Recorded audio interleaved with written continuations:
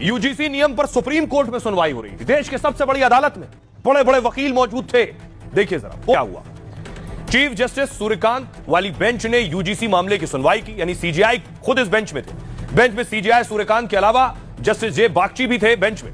याचिकाकर्ता की ओर से वकील विष्णु शंकर जैन थे, और जबकि याचिका के खिलाफ वकील इंदिरा जयसिंह दलील रख रही थी। विष्णु शंकर जैन ने कहा कोर्ट में, हम यूजीसी की धारा 3C को चुनौती दे रहे हैं, जो जाति आधारित भेदभाव को परिभाषित करता है। नए नियम में यह संकीर्ण और असंवैधानिक है। माना गया है कि भेदभाव सिर्फ SC, ST, OBC के खिलाफ होता है। यह बस धारणा है कि सामान्य वर्ग के छात्र के भेदभाव करते हैं, यह धारणा है। नए नियम का कोई तार्किक संबंध नहीं है। सीजेआई ने कहा, हम केवल संवैधानिकता और वैधता की शुरुआती जांच कर रहे हैं। विष्णु शंकर जैन ने कहा, संविधान का आर्टिकल 14 समानता का अधिकार देता है, फिर जाति आधारित किसी नियम जैसे 3C को हटाया जाए, क्योंकि इससे समाज में वैमनस्य बढ़ेगा। सीजेआई ने कहा, अगर सुप्रीम कोर्ट के किसी छात्र ने अपमानजनक भाषा इस्तेमाल की तो इस प्रावधान में क्या उसका कोई उपाय है? आजादी के 75 साल बाद भी देश जातियों के जंजाल से निकल नहीं पाया। हम जातिगत भेदभाव से अभी भी जूझ रहे हैं। क्या हम पीछे की ओर जा रहे हैं? वकील इंदिरा जयसिंह खड़ी हुई। उन्होंने कहा, सवाल जाति या जनजाति पर केवल व्याख्या का है। जस्टिस बागची ने कहा, भारत की एकता शैक्षणिक संस्थानों में भी दिखनी चाहिए।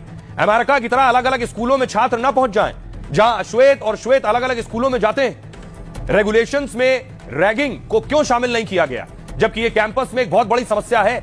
दूसरे वकील थे, वो खड़े हुए, उन्होंने कहा, इस पूरे नियम को रद्द किया जाना चाहिए। हम बेहतर ड्राफ्ट का सुझाव देते हैं। यूजीसी के नए नियम साफ नहीं है, और सीजेआई ने कहा, और दुरुपयोग का अंदेशा रखते हैं ये नियम। सरकार और यूजीसी से 19 मार्च तक जवाब दाखिल करे कहा है। तब तक 2026 के ये नियम स्थगित रहेंगे और 2012 वाले पुराने नियम जारी रहेंगे। नए ड्राफ्ट के लिए एक कमेटी गठित की जानी चाहिए, जिसमें 2-3 ऐसे एक्सपर्ट्स हों जो सामाजिक मूल्य और समस्याएं समझते हों।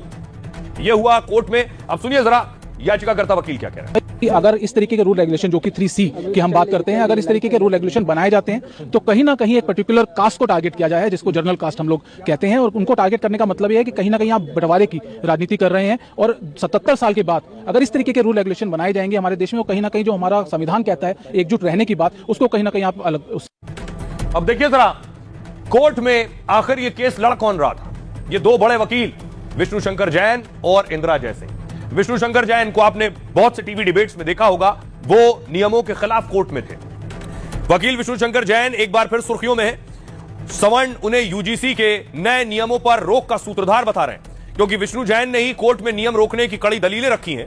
और विष्णु जैन के पिता हरिशंकर जैन भी सुप्रीम कोर्ट के मशहूर वकील हैं, और पिता पुत्र की जोड़ी हिंदू पक्ष के 100 से ज्यादा केस की पैरवी कर चुकी है। कहते हैं विष्णु जैन ने हिंदुओं को उनके अधिकार दिलाने और ऐतिहासिक गलतियों को सुधारने का संकल्प लिया है। 30 हिंदू और जैन मंदिरों की लड़ाई लड़ रहे हैं, जिन्हें आक्रमणकारियों ने तोड़ा है। बताया जाता है कि एक केस की फीस वैसे वो 12 से 15 लाख रुपए लेते हैं, लेकिन दावा है कि मंदिरों से जुड़े मामलों में वो कोई फीस नहीं लेते। वैसे विष्णु शंकर जैन ने वकालत 16 साल पहले शुरू की थी।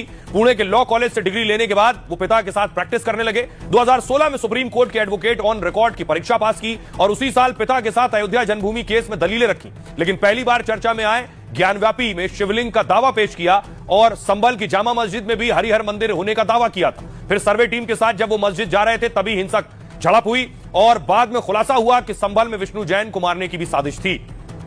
विष्णु जैन ही